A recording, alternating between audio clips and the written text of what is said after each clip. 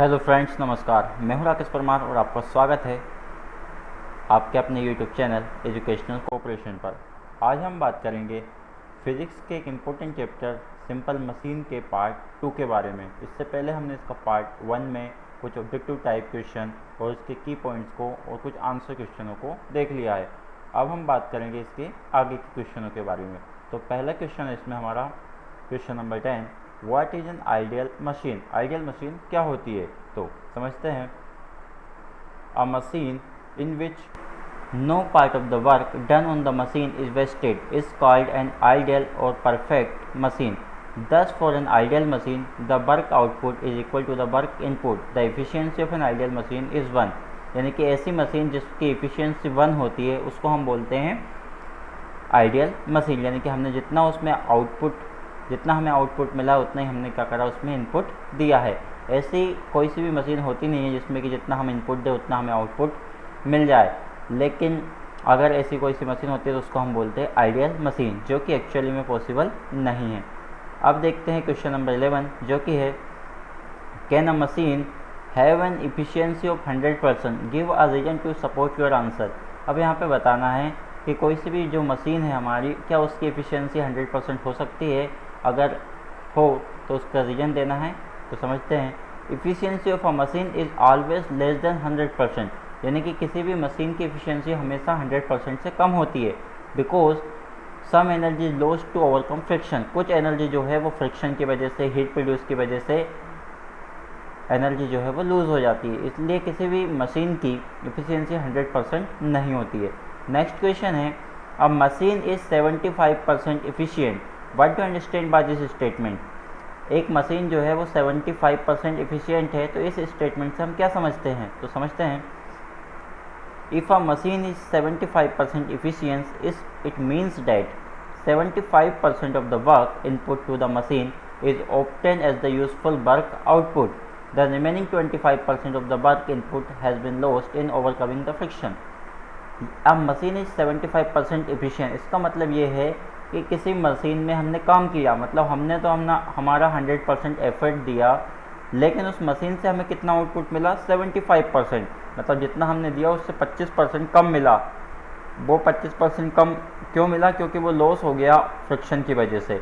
तो इस तरह की प्रोसेस को हम बोलते हैं अ मशीन इज 75% एफिशिएंट, यानी कि हम तो हमारी तरफ से 100% दे रहे हैं, लेकिन मशीन हमें आउटपुट कितना दे रही है, 75%। जो 25% है वो लॉस हो रहा है फ्रिक्शन की वजह से। नेक्स्ट क्वेश्चन है, व्हाट इज लीवर।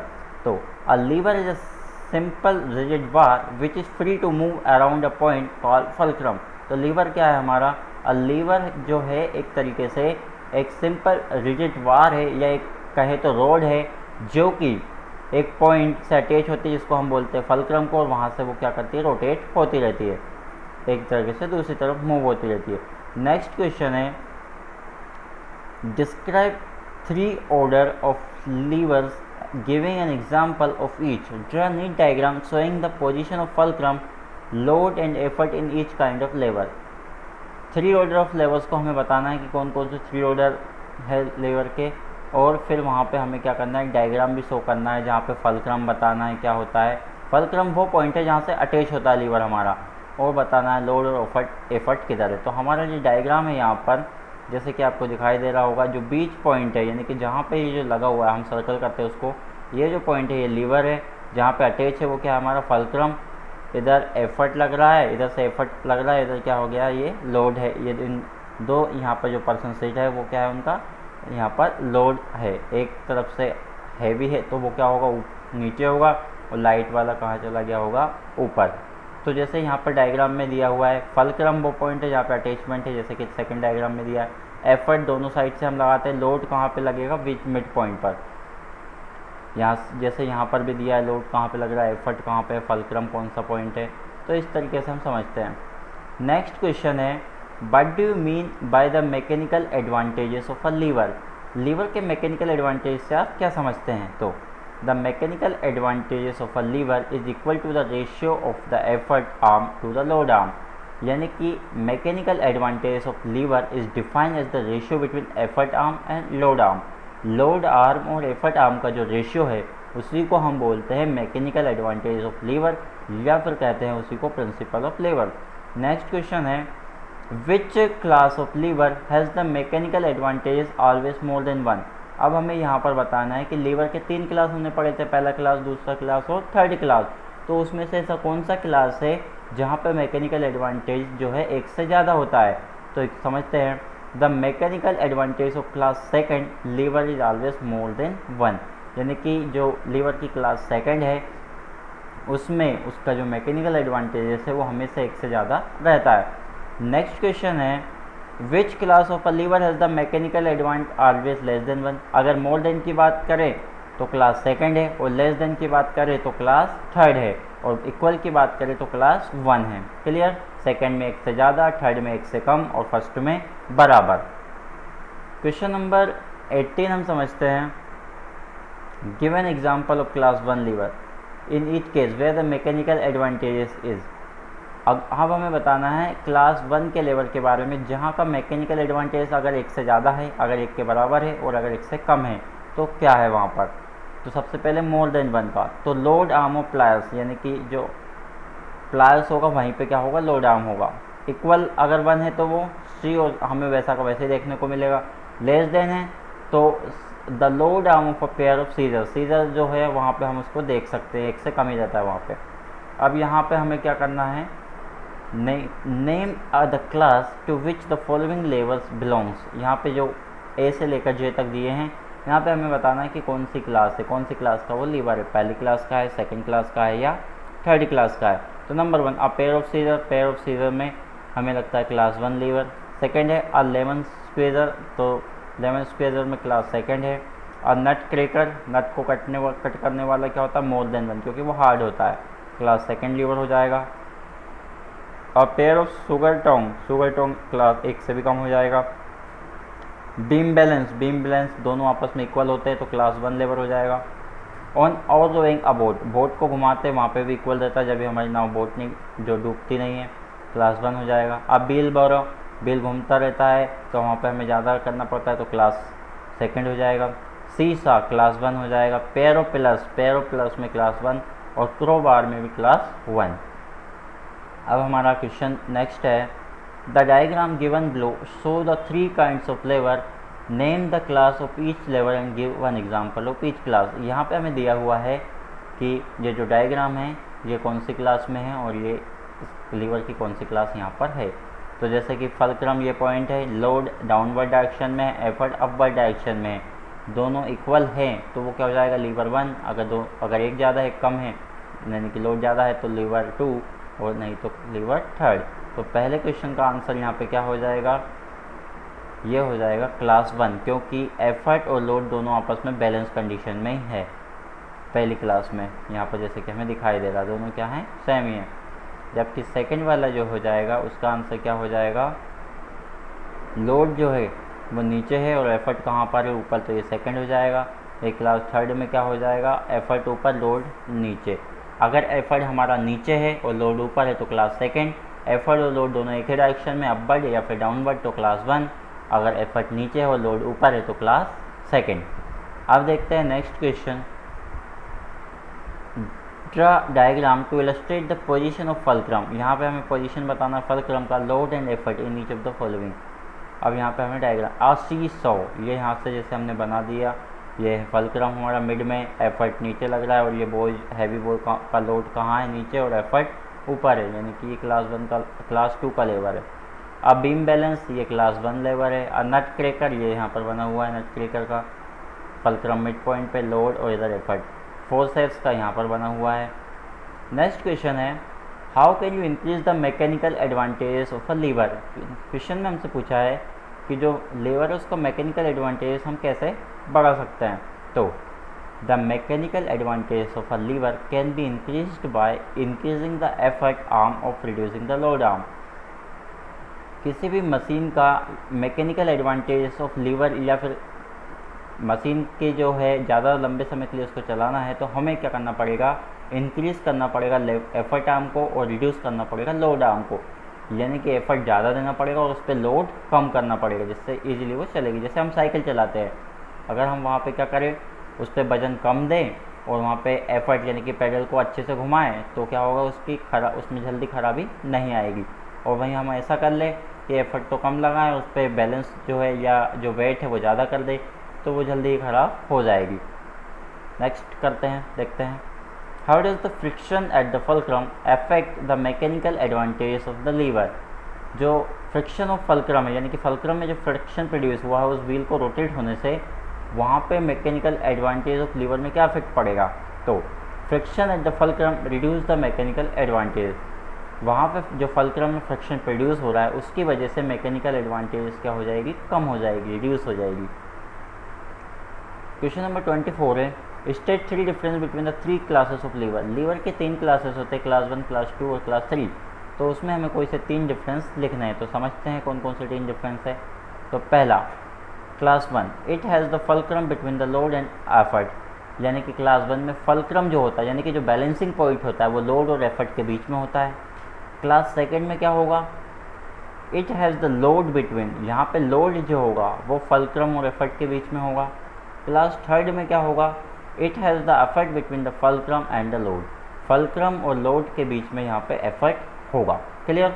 अब देखते हैं next point, the effort arm can be shorter equal to or longer than the load arm, यानी कि जो एफर्ट आर्म होगी या तो वो छोटी हो सकती है या बड़ी हो सकती है या इक्वल हो सकती है लोड आर्म के। वहीं दूसरे में effort arm is bigger than, हमेशा यहाँ पे क्या होगी, बिगर होगी लोड आर्म से। और थर्ड में है एफर्ट आर्म जो होगी वो हमेशा छोटी होगी लोड आर्म से। ये हो गया हमारा सेकंड पॉइंट। थर्ड पॉइंट देखते हैं आप, the mechanical advantages can be less than, equal और ग्रेटर देन 1, यानी कि जो मैकेनिकल एडवांटेज है क्लास 1 लीवर की वो इक्वल हो सकती है, कम हो सकती है, ज़्यादा हो सकती है 1 से। वहीं सेकंड में क्लास 2 लीवर में होगा मैकेनिकल एडवांटेज हमेशा 1 से ज़्यादा होगी, और वही थर्ड क्लास में होगा एक मैकेनिकल एडवांटेज हमेशा 1 से कम होगी। फोर्थ पॉइंट भी देख लेते हैं, वैसे हमसे पूछे 3 ही है लेकिन और समझ लीजिए आप, the load and effort both are in the same direction, यानी कि लोड और एफर्ट क्या होगा, एक ही डायरेक्शन में लगेगा। वहाँ पे क्या होगा, इक्वल होगा तो एक ही डायरेक्शन में लगेगा। वही सेकंड में the load and effort are in opposite direction, यहाँ पर भी अपोजिट डायरेक्शन में होगा, और क्लास 3 के लेवल में भी अलग डायरेक्शन में होगा। अब बताना है next question, what is pulley. Pulley क्या है, तो pulley it is a flat circular disc, ये एक तरीके से सर्कुलर डिस्क है with a groove in its edge and rope passing through the groove. It is capable of rotating around a fixed point, passing through its central axis and called axle। जो हमारी पुली है वो एक circular disc है जो capable होती है अपनी एक्सिस पे, एक पॉइंट पे फिक्स होती है और अपनी एक्सिस के यानी कि सेंट्रल एक्सिस के अराउंड क्या होती है, रोटेट होती है, जिसको हम बोलते हैं, उसकी सेंट्रल एक्सिस को बोलते हैं हम एक्सल। यानी कि पुली एक सर्कुलर डिस्क है जो अपने एक्सल के अराउंड क्या होती है, मूव होती है, जिससे हम किसी भी ऑब्जेक्ट को पुश रोल करते हैं। नेक्स्ट क्वेश्चन है, what is the mechanical advantages of an ideal pulley. Ideal pulley का मैकेनिकल एडवांटेज क्या होता है, तो किसी भी चीज़ का मैकेनिकल एडवांटेजेस जो होगा वो कितना होगा, F ratio between load and effort. और लेकिन ये पुली जो है वो इक्वल काम करती है तो लोड भी इक्वल रहेगा और एफर्ट भी क्या रहेगा, इक्वल, इसलिए इसका मैकेनिकल एडवांटेजेस क्या रहेगा, 1। बेसिकली 1 नहीं रहता, ये आइडियल कंडीशन में होता है। तो वो क्वेश्चन भी हमारा आ गया, उसको भी समझ लेते हैं।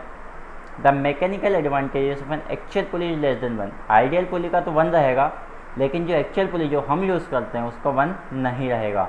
तो गिव रीजन, इसका रीजन क्या है और इसका जस्टिफिकेशन क्या है, तो समझते हैं। In an actual pulley due to friction the mechanical advantages is less than 1। तो सबसे इंपॉर्टेंट पॉइंट जो है वो है फ्रिक्शन, यानी कि जो एक्चुअल पुली है उसका मैकेनिकल एडवांटेज हमेशा 1 से कम होगा, और उसका रीजन जो है वो है फ्रिक्शन, क्योंकि फ्रिक्शन की वजह से जितना हम एफर्ट लगाएंगे उतना एफर्ट उस पर अप्लाई नहीं हो पाएगा, इतना हमें आउटपुट नहीं मिलेगा।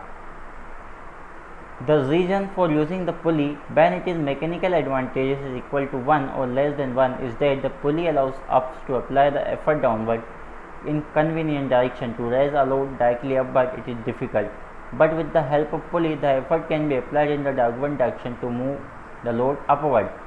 One can hang on it to make use of its own weight also in order to apply the effort। यानी कि जब हम डाउनवर्ड डायरेक्शन में ले जाएंगे तो वो कन्वीनियंट होगा उसके लिए, वो इजीली ले जाएगा क्योंकि वहाँ पर ग्रेविटेशनल फोर्स भी लग रहा है। लेकिन किसी अभी वेट को हम अपवर्ड डायरेक्शन में लाएंगे उसकी हेल्प से तो वो इजीली नहीं रोटेट होगा या इजीली नहीं आएगा। तो वहाँ पे इसलिए इसकी मैकेनिकल एडवांटेज है वो 1 से कम है, यानी कि फ्रिक्शन की वजह से।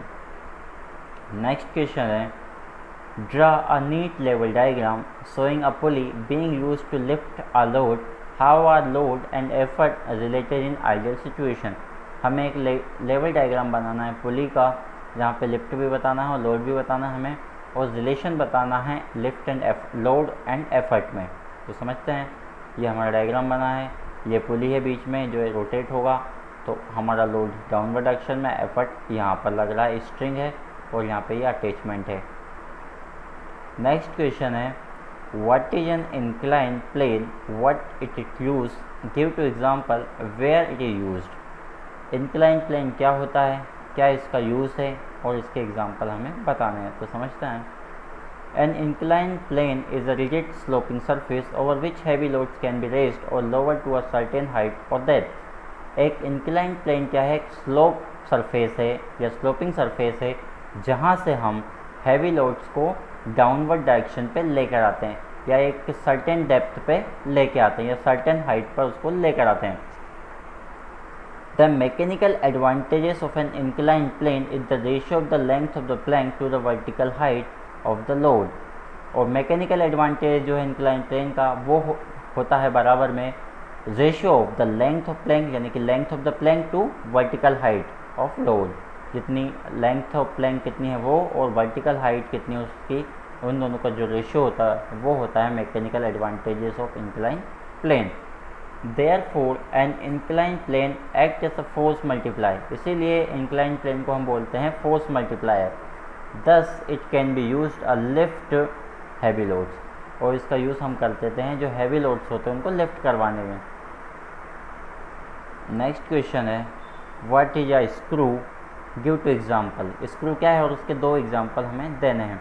तो a screw is a simple machine which appears like an inclined plane wound around a rod with a pointed tip। Screw हमारा एक सिंपल मशीन ही है की तरह दिखता है, और इंक्लाइन प्लेन की तरह वो काम करता है या दिखता है, और उसमें एक रोड लगी रहती है और एक पॉइंट से वो फिक्स रहती है। जैसे कि एग्जांपल इसमें दिए अजार लेड और अ ड्रिल मशीन या फिर एक अजार लेड। नेक्स्ट क्वेश्चन है, what is wheel and axle, give two example. Wheel और एक्सल क्या होता है और इसका एग्जांपल देना है। तो the wheel and axle is a simple machine having a wheel and axle. Wheel और एक्सल एक सिंपल मशीन है जिसके अंदर व्हील और एक्सल लगे रहते हैं। The linear motion of an axle is obtaining by rotating the wheel so as to reduce friction. जो लीनियर मोशन होता है एक्सल का वो रोटेट करता है व्हील को और फ्रिक्शन को भी क्या करता है, रिड्यूस करता है। For example steering wheel, screw driver, water tape etcetera. क्या होता है यहाँ पर एक एक्सल लगा रहता है जिसकी वजह से या जिसकी हेल्प से हम क्या करते हैं, हमारे व्हील्स को रोटेट करवाते हैं। ऐसा हम बाइक में देखते हैं, हमारी मोटर, हमारी साइकिल में देखते हैं, और यहाँ तक कि हमारे जो वाटर टेप होते हैं उसमें भी देखते हैं। नेक्स्ट क्वेश्चन है, how does a wheel help in moving the axle. Wheel किस तरह से हेल्प करता है एक्सल को मूव करवाने में। तो समझते हैं, wheel and axle arrangement consist of two cylinders of different diameter joint together such that. Wheel और एक्सल का इस तरह का अरेंजमेंट है जिसमें दो सिलेंडर होते हैं और जिनकी डायमीटर अलग अलग होती है, और उनको इस तरीके से जॉइन किया जाता है that if one is made to rotate the other also rotate. और उनका अरेंजमेंट या इस तरह से ज्वाइन किया जाता है कि अगर एक रोटेट होगा तो उसके साथ साथ दूसरा भी रोटेट होगा। The axle is a cylindrical rod fix to the centre of a circular disc like object called the wheel. जो एक्सल है वो एक सिलेंड्रिकल रोड को भी अपने अराउंड क्या करती है, फिक्स करके रखती है, और एक्सल सेंटर में होती है, और एक डिस्क लाइक ऑब्जेक्ट को वो अपने आसपास बाउंड करके रखती है, उसी को हम बोलते हैं व्हील। जैसे यहाँ पर एग्जांपल दिया है, एक्सल मिड में है और जो व्हील है वो अपर पार्ट में है, और जो मशीन है वो स्पीड मल्टीप्लायर डिवाइस की तरह काम करती है। फिर नेक्स्ट है, what is wedge, give two example. Wedge क्या है और उसके दो एग्जांपल हमें देने हैं। तो a wedge is a incline plane such that the two sloping surface taper to form either a sharp edge or a pointed edge. Example a knife, an axe and chisel. Wedge क्या है, हमारा एक double incline plane है जिसमें दो sloping surface बनी हुई होती है, या तो वो शार्प हो या फिर पॉइंटेड हो। जैसे स्क्रू ड्राइवर में पॉइंटेड होती है, वही नाइफ में क्या होती है, शार्प होती है। यहाँ पर इसका एग्जांपल दिया हुआ है। नेक्स्ट है क्वेश्चन, और तो कुछ पूछा नहीं था, 2 एग्जाम्पल हमने इसके दे दिए हैं। नेक्स्ट क्वेश्चन है name the machine to which the following belongs. अब यहाँ पे मशीन का नाम बताना जो इससे बिलोंग करती है। तो बीम बैलेंस लीवर, यहाँ पे मशीन जो होती है वो बैलेंस करती है। लेमन क्लोजर, लेमन जूस निकालने के लिए वो भी लीवर होता है। शुगर टोंग, ये भी लीवर होता है, पर इनकी क्लास अलग अलग है, यानी कि बीम बैलेंस के लिए दोनों बराबर है तो क्लास 1 रहेगी। लेमन क्लस्टर में लोड ज़्यादा रहता है तो क्लास 2 रहेगी। शुगर टोंग्स में क्लास 3। बात करें रैंप की, तो रैंप एक इंक्लाइन प्लेन, यानी वहाँ पे स्लोप बना हुआ है। डोर नोब, डोर नोब पे बील और एक्सल लगे हैं। निडल, वहाँ पे वेज है। अब नेक्स्ट क्वेश्चन है what care would you take to increase the life span of machine which you use. आप कैसे मशीन के लाइफ जो है वो इंक्रीज़ कर सकते हैं, जो आप मशीन यूज़ कर रहे हैं उसकी लाइफ आप कैसे बढ़ा सकते हो। तो number 1, machine should be kept in a clean environment, यानी कि मशीन को आप एक क्लीन एनवायरनमेंट में रखना है जो कि डस्ट और मॉइस्चर फ्री हो। Second, when not in use machine should be kept covered to prevent collection of dust on them. जब मशीन को हम नहीं यूज़ कर रहे हैं तो उसको कवर्ड करके रखना है ताकि वो डस्ट से बच सके। थर्ड है machine made of iron should be protected from dust by coating them with paint. अगर हमारी मशीन आयरन की बनी है तो उसको प्रोटेक्ट करने के लिए रस्टिंग से हम उसके ऊपर पेंट लगा देंगे। क्लियर। नेक्स्ट है the moving part of a machine should be regularly oiled with good quality machine oil to reduce friction and wear and tear. यानी कि जो मशीन का पार्ट रोटेट हो रहा है या जो हम यूज़ कर रहे हैं रेगुलरली, उसको हमें रेगुलरली एक ऑयल्ड करना है अच्छे क्वालिटी के ऑयल से, जिसकी वजह से फ्रिक्शन भी कम रहे और वियर एंड टियर यानी कि टूट फूट भी ना हो। इस वजह से उसकी लाइफ जो है बढ़ जाएगी। यहाँ पे हमें करेक्ट स्टेटमेंट को टिक करना है। तो पहला है a wheelbarrow is a lever of class 1। क्या व्हील बोरो क्लास 1 का लीवर है? तो यहाँ पे करेक्ट स्टेटमेंट बताना है हमें, तो यहाँ पर नहीं है। सेकंड पूछा है the efficiency of machine is always then 100। Machine की एफिशिएंसी 100 होती है क्या? नहीं होती है। Friction in moving part of a machine reduce efficiency. Friction की वजह से ही एफिशिएंसी रिड्यूस होती है, तो ये हमारा क्या हो जाएगा? करेक्ट हो जाएगा। बाकी सारे जो ऑप्शन है वो फॉल्स हो जाएंगे। दोस्तों अब हम बात करते हैं कुछ न्यूमेरिकल टाइप क्वेश्चन की। तो पहला इसमें क्वेश्चन आता है in a machine an effort of 10 kg force, यानी कि एफर्ट यहाँ पे दिया है हमें 10 kg एफ और वहीं पे लोड है उसका 100 kg है। मैकेनिकल एडवांटेज बताना है तो आपको सिंपल फार्मूला पता है। लोड जो मैकेनिकल एडवांटेजेस होता है हमारा वो रेशियो होता है लोड और एफर्ट का। तो लोड कितना है हमारा 100 kg है, एफर्ट कितना है 10, तो 100 को 10 से डिवाइड करेंगे तो कितना आ जाएगा यहाँ पर 10। क्लियर। ये हो गया हमारा क्वेश्चन। नेक्स्ट क्वेश्चन देखते हैं अब हमारा। नेक्स्ट क्वेश्चन है the mechanical advantage for machine is 5। यहाँ पे हमें मैकेनिकल एडवांटेजेस ही दे रखा है मशीन का। How much load it can exert, कितना लोड एग्जर्ट कर पाएगी अगर एफर्ट 2 kg का है। लोड निकालना है तो वापस फार्मूला वही लग जाएगा, मैकेनिकल एडवांटेज बराबर लोड बाय एफर्ट। तो मैकेनिकल एडवांटेज 5, लोड हमें निकालना है, एफर्ट है इसका 2 और 5 का इधर डिवाइड में तो इधर जाएगा मल्टीप्लाई में, तो हो जाएगा 5 2 10, यानी कि एफर्ट लोड निकल के आ गया हमारा 10 kg एफ। नेक्स्ट क्वेश्चन है the mechanical advantages of a machine is 2। Mechanical advantages यहाँ पे 2 दिया है। It is use to raise load of, load यहाँ पे 15 है, एफर्ट निकालना है तो यहाँ पर भी वही हो जाएगा, यहाँ पर इसका 0.3 kg एफ आ जाएगा आंसर। तो हम जब कैंसिल करेंगे तो फार्मूला वही लग जाएगा, मैकेनिकल एडवांटेज बराबर लोड बाय एफर्ट। तो यहाँ पे हमारा लोड कितना है दिया हुआ है 15 और एफर्ट कितना दिया है, जो मैकेनिकल एडवांटेजेस है वो कितना दिया है हमें 2, तो 2 से हम कैंसिल कर देंगे 15 को, तो कितना जाएगा 7.4, क्योंकि एफर्ट जो चला जाएगा ऊपर और मैकेनिकल एडवांटेज कहाँ जाएगा? डिवाइड में। क्लियर। अब करते हैं नेक्स्ट क्वेश्चन। नेक्स्ट क्वेश्चन है हमारा lever of length 100 centimetre has effort of 15 kg F. यानी कि एक लीवर है जिसकी लेंथ 100 सेंटीमीटर, उस पर एफर्ट लगाया हमने 15 kg एफ का। डिस्टेंस उसका 40 सेंटीमीटर है फलक्रम से। What load can be applied at its other and. हमें ये बताना है इसके अदर एंड पे कितना फोर्स लगाया है या इस पर कितना लोड लगाया है। तो वापस फार्मूला वही है मैकेनिकल एडवांटेज का, effort divide by load. Effort कितने का है यहाँ पर? A lever of length has an effort of 15 kg at a distance of 40 centimetre. तो मैकेनिकल एडवांटेज का हमारा फार्मूला होता है एफर्ट डिवाइड बाय लोड। तो यहाँ पे हम लिखेंगे इसका डिस्टेंस, एफर्ट आर्म का distance divide by load arm का डिस्टेंस। तो एफर्ट आर्म का डिस्टेंस है 40, लोड आर्म का डिस्टेंस 100 को 40 को 100 से डिवाइड करेंगे तो आ जाएगा 0.4। ये आ गया हमारा मैकेनिकल एडवांटेज। अब हम वापस मैकेनिकल एडवांटेज को फार्मूला लगा देंगे जो कि होता है लोड बाय एफर्ट। दो फार्मूले होते हैं हमारे मैकेनिकल एडवांटेज के, एक होता है effort arm divide by load arm, दूसरा होता है लोड डिवाइड बाय एफर्ट। अगर डिस्टेंस है तो एफर्ट ऊपर और लोड नीचे, और अगर लोड और एफर्ट डायरेक्टली लिया है तो लोड ऊपर एफर्ट नीचे, और फार्मूला लगा के हम इसकी वैल्यू कैलकुलेट कर लेंगे। एक और क्वेश्चन दिया हमें, question number 5। In a lever fulcrum at one end, fulcrum एक साइड पर है, डिस्टेंस उसका 30 है, from the load and effort at the other end at the distance of 90। और लोड और एफर्ट लग रहा है दूसरे एंड से जिसका डिस्टेंस है 90। हमें फाइंड करना length of load arm, load arm का लेंथ कितना है, एफर्ट आर्म की लेंथ कितनी है और मैकेनिकल एडवांटेजेस कितना है। तो अगर बात करें हम तो हमारा फल्क्रम जो होगा वहाँ से कितना डिस्टेंस हो जाएगा इसका टोटल, एक एंड पॉइंट से 30 सेंटीमीटर दूर है, वो दूसरा जो है वो 90 है, तो टोटल डिस्टेंस 120 हो गया। तो मैकेनिकल एडवांटेज का फार्मूला लगाएंगे सबसे पहले, effort arm divide by load arm. Effort कितना हो जाएगा, टोटल 120 तक लगा रहे एफर्ट, और लोड कितने पे है, पहला जो है वो 30 पे है तो 30 से कर दिया, ये हो जाएगा इसका मैकेनिकल एडवांटेज यानी कि 40। लोड आर्म इसका 30 है, एफर्ट आर्म 120 तक गया है, मैकेनिकल एडवांटेज क्या हो जाएगा, एफर्ट आर्म और लोड आर्म का रेशियो, तो वो हो जाएगा 120 डिवाइड बाई 30, कैंसिल हो जाएगा तो कितना जाएगा 4। तो दोस्तों आज का वीडियो हमारा यहीं तक। इसके कुछ इंपॉर्टेंट क्वेश्चन और बच गए हैं जो कि हम कर चुके हैं एक्चुअली।